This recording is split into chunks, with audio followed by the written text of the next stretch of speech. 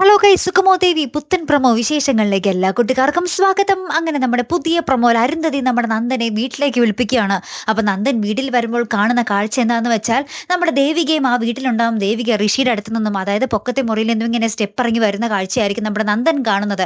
അപ്പൊ നന്ദൻ ആ കാഴ്ച കൂടി കാണുമ്പോൾ നന്ദന് തൃപ്തിയായി. നന്ദൻ പറയുന്നുണ്ട്, എനിക്കിപ്പോൾ എല്ലാം മനസ്സിലായി മാഡം, ഇനി എന്നെ ആരും പറഞ്ഞ് ബോധിപ്പിക്കേണ്ട ആവശ്യമില്ല എന്നൊക്കെ പറഞ്ഞ് നമ്മുടെ നന്ദൻ ദേഷ്യപ്പെട്ട് അവിടെ നിന്നും പോകുക. അപ്പൊ നമ്മുടെ ദേവിക പുറകെ പോകുന്നുണ്ട്. പക്ഷെ ദേവികനെ നമ്മുടെ നന്ദൻ മൈൻഡ് ചെയ്യുന്നില്ല.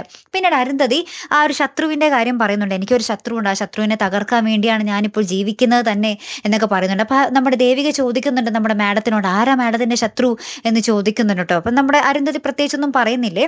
അപ്പുറത്ത് നമ്മുടെ നന്ദൻ തിരികെ നമ്മുടെ ചന്ദ്രോത്ത് വീട്ടിൽ ചെല്ലുമ്പോൾ നമ്മുടെ പ്രഭാവതി പറയുന്നുണ്ട്, നീ അരുന്ധതിയുടെ ഓഫീസിലാണോ വർക്ക് ചെയ്യുന്നത്, ഇനി മേലിൽ അങ്ങോട്ടേക്ക് പോകരുത് എന്ന് പറയുന്നുണ്ട്. അപ്പൊ നന്ദൻ ചോദിക്കുന്നുണ്ട് നമ്മുടെ പ്രഭാവതിയോട്, എന്തേ അമ്മയും ആ മാഡം തമ്മിൽ ശത്രുക്കളാണോ എന്നിങ്ങനെ ചോദിക്കുന്നുണ്ട് കേട്ടോ. അപ്പത്തേക്കും നമ്മുടെ പ്രഭാവതി പ്രത്യേകിച്ചൊന്നും മിണ്ടുന്നില്ലേ. പിന്നീട് നമുക്ക് കാണുവാൻ സാധിക്കുന്ന കാഴ്ച നമ്മുടെ ദേവിക ഉറഞ്ഞുതുള്ളി വരുന്നൊരു നിമിഷങ്ങൾ തന്നെയാട്ടോ കൂട്ടുകാരെ. നമ്മുടെ നന്ദൻ്റെ ഈ ഒരു സംശയം സഹിക്കാനാവാതെ നമ്മുടെ ദേവിക ഇങ്ങനെ പറയുന്നുണ്ട്, ദേ മര്യാദക്കല്ലെങ്കിൽ എൻ്റെ തനി സ്വഭാവം നിങ്ങൾ അറിയും എന്നൊക്കെ പറഞ്ഞ് നമ്മുടെ നന്ദൻ്റെ നേരെ കൈ ചൂണ്ടി നമ്മുടെ ദേവിക സംസാരിക്കുന്നുണ്ട്.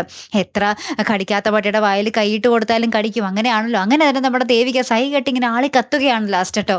കാത്തിരുന്ന് എന്നെ കാണാവേ. അപ്പം അടുത്തൊരു വീഡിയോയുമായി വരുന്നത് വരയ്ക്കും ഗുഡ് ബൈ.